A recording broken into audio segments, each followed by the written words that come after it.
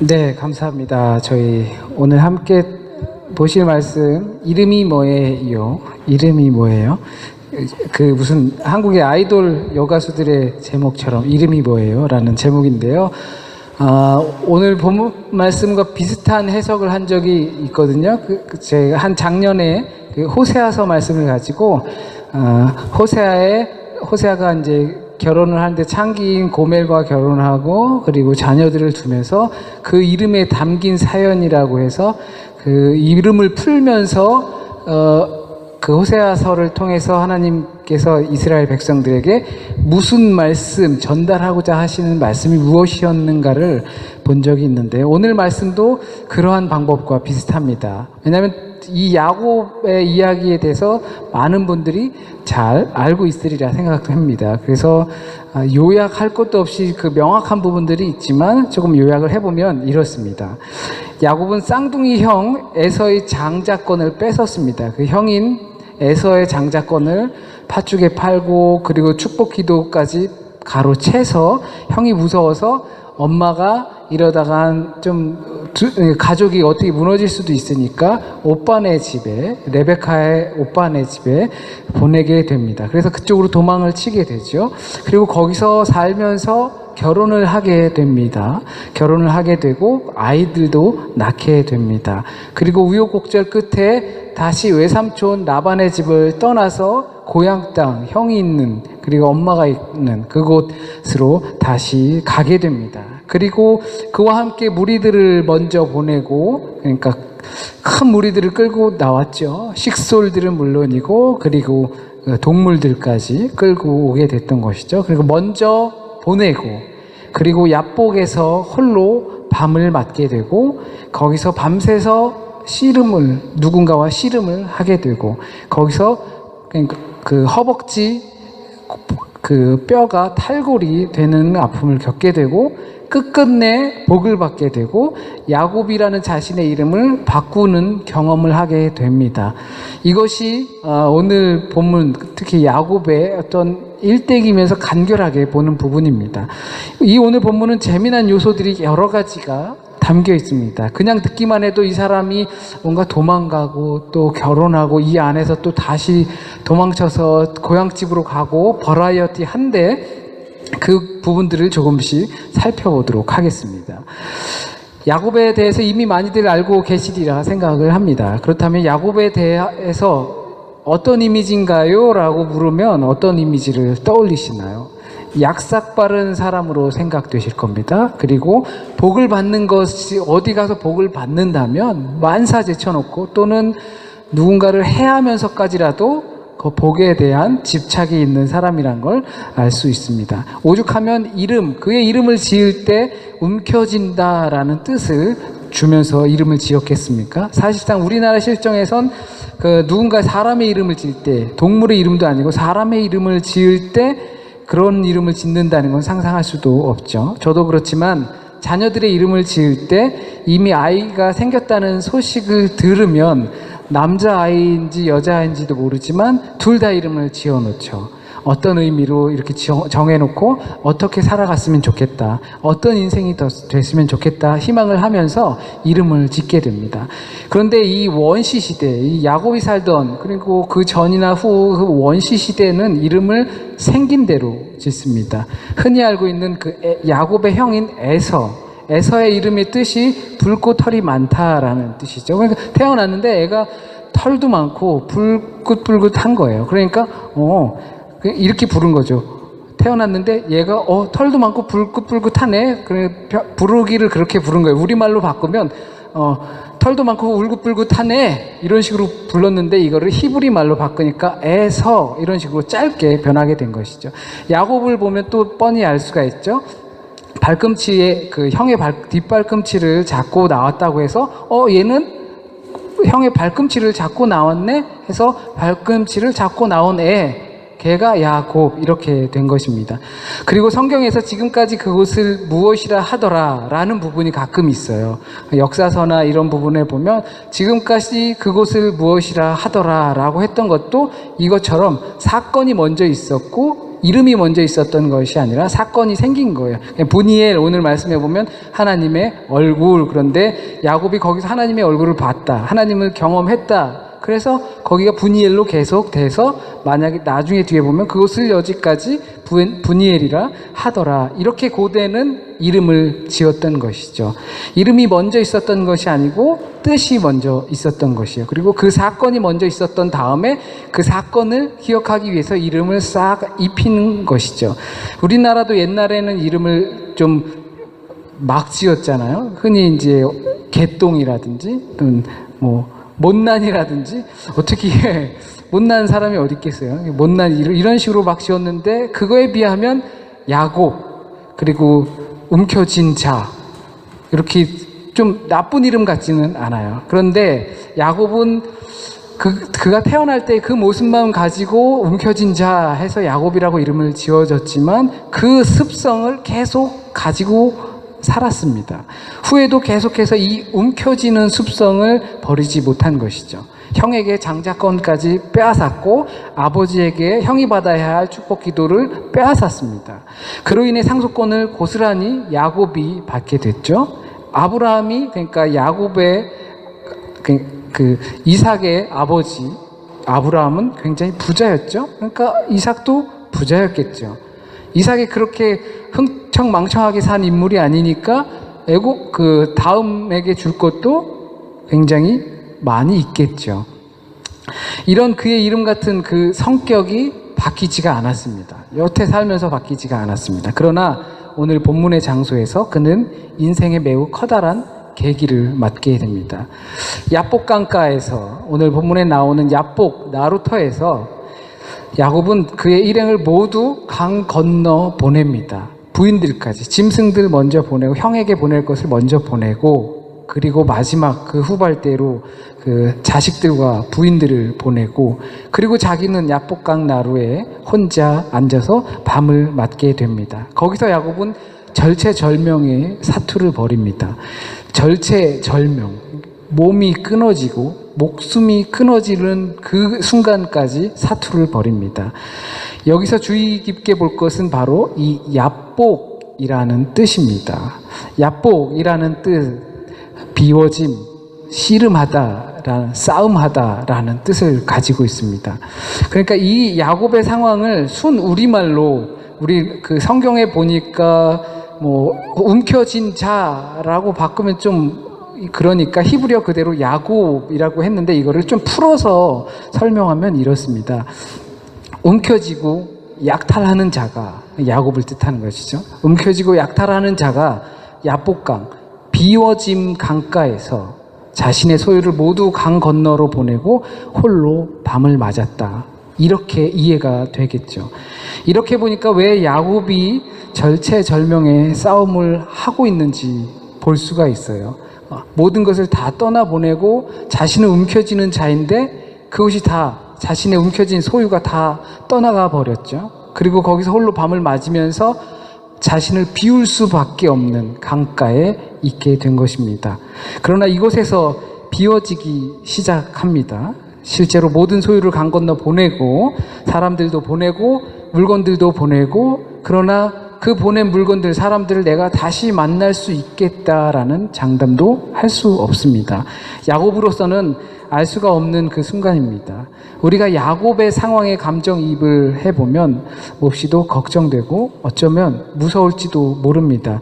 남들이 나를 뭐라고 부르든 뭐 욕을 하든 뭐 흠을 뜯던 내가 모르지만, 그래도 나는 야곱의 입장에서, 야곱은 나름대로 열심히 자신의 생각대로 성실하게 살면서 모든 것을 모아왔어요. 그런데 그 모든 것을 잃게 될 수도 있다는 순간을 맞게 되는 것입니다. 그러나 이러한 순간들, 그리고 이러한 상황들은 꼭 우리가 만나고 거쳐야 하는 과정이었습니다. 비워지는 과정, 그리고 홀로 돼야 하는 과정, 그래야 하나님의 사람이 될 수 있습니다. 이것을 우리는 단독자라고 할 수 있습니다. 홀로 선 자라는 뜻입니다. 하나님 앞에 누구나 홀로 서서 그것을 실존적으로 맞닥뜨려야 한다는 것입니다. 어느 누구도 대신해 줄 수 없는 문제라는 것이죠. 그래서 야곱은 그곳에서 사투를 벌입니다. 정말 목숨을 걸고 하는 싸움이었습니다. 이 내용을 호세아 선지자가 12장에서 표현하고 있는데요. 오늘 야곱의 모습을 기록하고 하나님께 애원을 했다고 표현하고 있습니다. 애걸복걸했습니다. 싸우고 씨름한 것은 실제로 싸우고 막 뒹굴고 한 것일 수도 있지만, 이것은 우리가 흔히 정말 싸웠다라고 표현하잖아요. 이렇게 막 골몰하고 열심히 막 노력하고 이런 것을 또 싸웠다라고 표현하잖아요. 씨름했다라고 표현하잖아요. 책 한 권 놓고 올 여름 내내 씨름했네, 이런 표현하는 것처럼 야곱은 그렇게 씨름을 했다고 생각을 합니다. 자기 존재의 비움과 때론 자기 부정, 그리고 함께 깊은 밤을 홀로 보낸다는 것은 그로 하여금 하나님을 찾아 뒹굴 수밖에 없도록 만든 것입니다.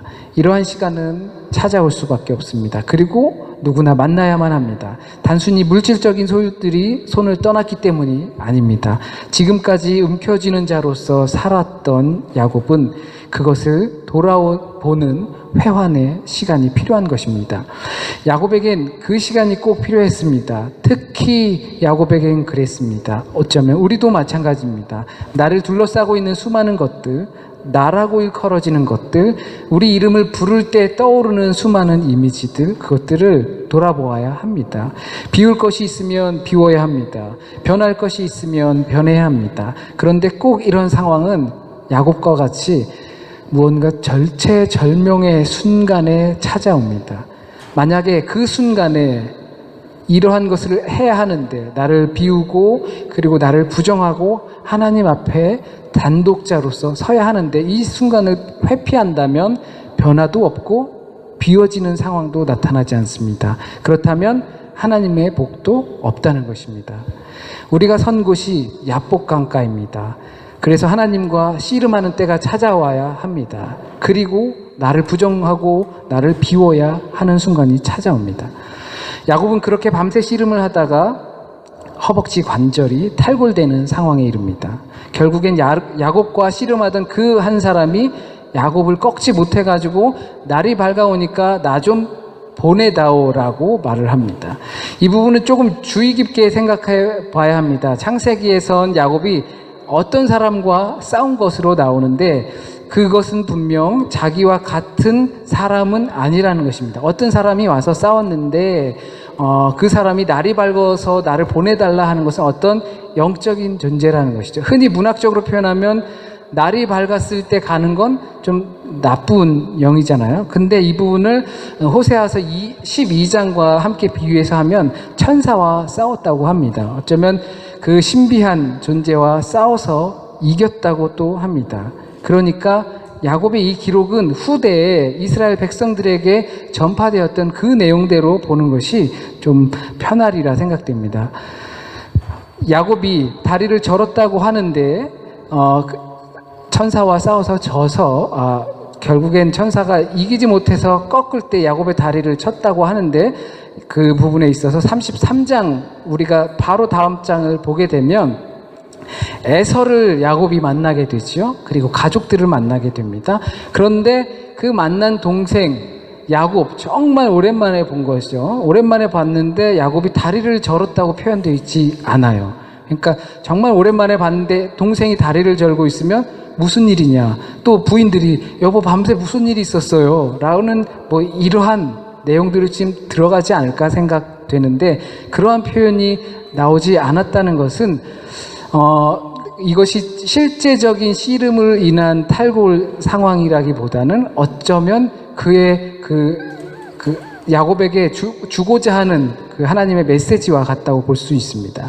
그래서 주의해야 할 점이 바로 이 야곱의 씨름이 그 주체자가 누구냐라는 것입니다.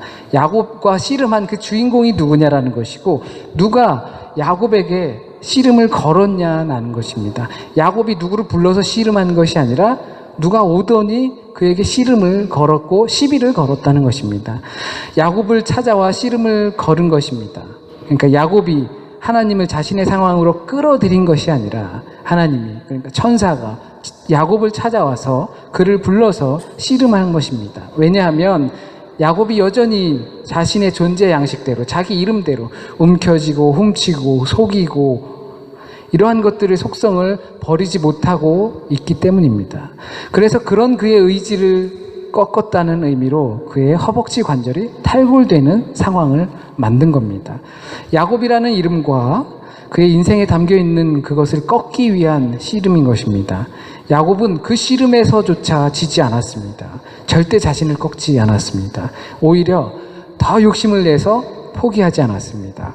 하나님, 나 이제 정말 빈손입니다. 나 어떡합니까? 나 좀 도와주세요라고 한 것이 아니라 하나님의 입장에서 봤을 때, 야, 이놈 진짜 어떡하냐? 이 상황이 됐는데도 끝까지 자기를 꺾지 않네? 라는 입장이 더 강한 것입니다. 아무리 해도 자신을 꺾지 않으니 어떡하나라는 것이죠. 지난주에 성령님께서 우리의 말할 수 없는 연약함을 도우신다고 그랬습니다. 마찬가지입니다. 여전히 살아있는 우리의 방법을, 우리의 전략들을 치신 것입니다. 여호수아가 그들의 백성들을 끌고 여리고성을 처음 공격할 때 그냥 7바퀴 도니까 여리고성이 무너졌습니다. 그러나 그대로 아이성을 공격할 때는 그들은 그들의 전략을 가지고 갔을 때 지고 말았습니다. 그리고 다시 하나님의 방법대로 아이성을 침략했을 때, 여리고성은 거대한 성이거든요. 근데 아이성은 조그만 성읍에 불과합니다. 그런데 그것을 2번씩이나 공격해서 얻고 말았다는 것입니다. 그래서 얻은 그의 복, 야곱의 복은 그가 하나님을 놓지 않아서 받은 복이 아니라, 하나님 끝까지 붙들고 주세요 주세요 해서 받은 복이 아니라, 하나님이 그를 꺾고 나서 주신 복입니다. 축복이라는 단어에는 복을 받다라는 의미도 있지만 무릎을 꿇다라는 의미도 있습니다. 야곱의 무릎을 꿇쳐서 준 것이 하나님의 복인 것입니다. 내가 달라고 난리 부르스를 쳐서 얻은 것이 아니라 하나님께서 그를 서지 못하게 만든 상태에서 주신 것입니다. 내가 부정당해서 받은 것이 바로 하나님의 복입니다. 그리고 하나님은 야곱에게 이름을 묻습니다. 재밌죠? 먼저 와서 시비를 붙여놓고선, 싸움을 걸어놓고서 당신의 이름이 뭡니까? 라고 묻는 거예요. 이름도 모르고 싸움을 걸었나요? 무슨 동네 불량배도 아니고 그냥 돈 뜯으러 밤에 뭐 훔치러 온 것도 아니고, 이름이 싸움을 다 끝난 다음에 이름이 뭐니? 너 센데? 되게 강한데? 이런 것이 아니죠. 야곱의 정체성을 물은 것입니다. 하나님께서 그 질문은 네 이름이 뭐냐? 이 질문은 너 도대체 뭐 하는 놈이냐? 이렇게까지 상황이 됐는데 너 도대체 뭐 하는 놈이냐? 이런 질문들을 들으면 만약에 저보러 너 도대체 뭐 하는 놈이냐 하면 막막할 것 같아요. 나 뭐 하는 놈이지? 뭐라고 설명해야 하지? 나는 진짜 무엇을 위해서 사는 사람이지? 라고 막막할 것 같아요. 그런데 야곱은 이렇게 말합니다. 저 야곱입니다. 그 말을 풀으면 저는 움켜쥐는 놈입니다. 저는 내 복을 위해서라면 남을 속이면서까지 착취하는 사람입니다. 내가 받아야 되겠다고 생각을 하면 훔쳐서라도 갖는 사람입니다. 저 그런 놈입니다. 그런 야곱에게 천사가 이름을 바꿔줍니다. 더 이상 그렇게 살지 말아라. 더 이상 야곱으로 살지 마. 더 이상 움켜쥐고 네 복을 위해서 모든 것을 다 할 수 있는 그런 사람으로 더 이상은 살지 마. 그 상태로 이 강을 건너서 네 형을 만나도 아무런 변화가 없어. 더 이상 편모술수로 자신의 목적만 달성하려고 안달난 그가 아닙니다. 이스라엘이라는 이름을 주었습니다. 하나님과 싸워서 이긴 자라는 뜻이라고 오늘 본문에 나와 있죠. 하나님과 싸워서 이길 수 있는 사람이 누가 있을까요? 없겠죠. 우리 말에 조금 어려움이 있는데요. 하나님과 싸워서 이긴 자, 그러니까 하나님을 대적해서 싸워서 이긴 자가 아니라, 이 말을 하면 개겐 곳이 아니라 mit 곳이에요. 하나님과 함께 나아가서 싸워서 이긴 자예요. 그렇게 하나님의 다스림을 받은 자, 하나님과 더불어 힘을 얻어 강하게 된 것입니다. 야, 이 도둑놈아, 이제는 그렇게 살지 말아라. 그래서 내가 너의 환도뼈를 때린 것이다. 이제 나와 더불어 가거라. 나의 다스림을 받아라. 이 욕심 많은 놈아, 네 멋대로 어떻게든 이기려고 하는 놈아, 이젠 비움의 강가에서 움켜쥐는 그 너의 속성을 비우고 내가 주는 복을 받아라. 네가 원하는 복이 아닌 내가 주는 복을 받아라. 그리고 이 강을 건너라. 그래서 야곱은 그곳 이름을 브니엘이라고 합니다. 하나님의 얼굴이라고 부르게 된 것입니다. 그곳에서 하나님을 경험했기 때문입니다. 내가 지금까지 야곱이라는 이름으로 살면서 하나님과 대적하면서 살아왔지만 하나님을 대면하는 경험을 통해 하나님은 그런 나를 살려주셨다고 고백한 겁니다. 그러면서 다리를 절며 아침이 되어 그 자리를 떠나게 됩니다. 이것이 오늘 본문 속에서 발견되는 야곱의 모습입니다. 그리고 히브리어를 우리말 성경에 그대로 사용해서 조금은 전체적인 전하고자 하는 의미를 알 수 없었던 것을 조금 풀어서 보았을 때 조금 상세히 알 수 있는 부분입니다.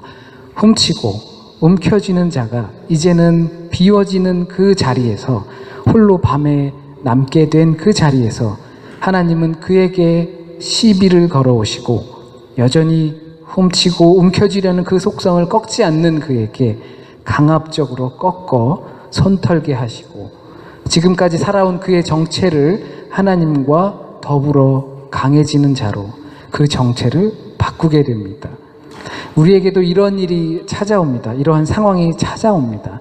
꼭 그래야만 합니다.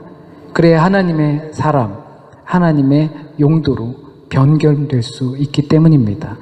그 용도는 여러 가지가 있겠지만 하나님의 사람으로 사는 용도는 여러 가지가 있겠지만 제가 생각할 땐 절망 속에 소망의 꽃을 피우라는 것입니다. 하나님께서 하나님의 사람을 부르시고 하나님의 사람을 때론 보낼 때에는 절망 속에서 소망의 꽃을 피우라고 보내시는 것입니다. 덩달아 절망하고 쓰러지라는 것이 아니라 절망적인 상황에 있는 곳에 가서 소망의 꽃을 피우라는 것입니다. 절망적인 상황이 소망의 꽃을 피기 가장 좋은 상황입니다. 모두가 절망할 때 성도는 소망의 꽃을 피워야만 합니다. 기도하시겠습니다.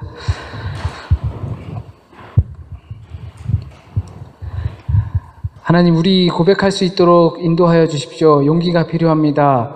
나의 모습, 너도 도대체 어떤 놈이냐? 네 이름이 무엇이냐? 넌 어떻게 사는 놈이냐? 넌 내 사람이냐? 아니면 나와 상관없는 사람이냐? 라는 질문 가운데 고백할 수 있도록 주님 인도하여 주시고 솔직한 고백할 수 있도록 주님 저희에게 용기 주셔서 내가 모든 것을 그렇게 딱 주님 앞에 털어놨을 때 정말 의지할 곳 없는 저희에게 주께서 용기를 주시고 우리의 정체성을 제대로 밝히 보여주시고 다시는 그렇게 살지 말아라 라고 우리에게 용기를 주시며 하나님의 사람임을 알면서도 나에게 닥친 상황이 절망이면 나도 절망이 되는 그런 사람으로 살지 않게 주여 인도하여 주세요.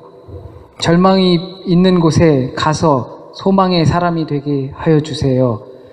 내게 닥친 그러한 절망들도 가서 소망으로 꽃피울 수 있도록 주님 인도하여 주세요. 그것 때문에 주님 우리 부르셨다 생각합니다. 그것 때문에 예수 믿고 살아가는 것이라 생각합니다. 내가 원하는 복 분명히 있습니다. 그러나 주께서 주시는 복이 더 아름답고 고귀할 줄 믿습니다. 그 복을 받길 간절히 소원합니다. 한 주간의 삶을 또한 주님께 맡깁니다. 주님께서 우리와 함께 동행하여 주셔서 강하게 세상과 싸웠을 때 또는 나 자신과 싸웠을 때 승리할 수 있도록 인도하여 주시고 패배자의 얼굴로 사는 것이 아니라 주님과 동행하였을 때 강하고 승리한 얼굴로 살아갈 수 있도록 주님 인도하여 주시고 한 주간에 또 해야 할 많은 것들이 있습니다.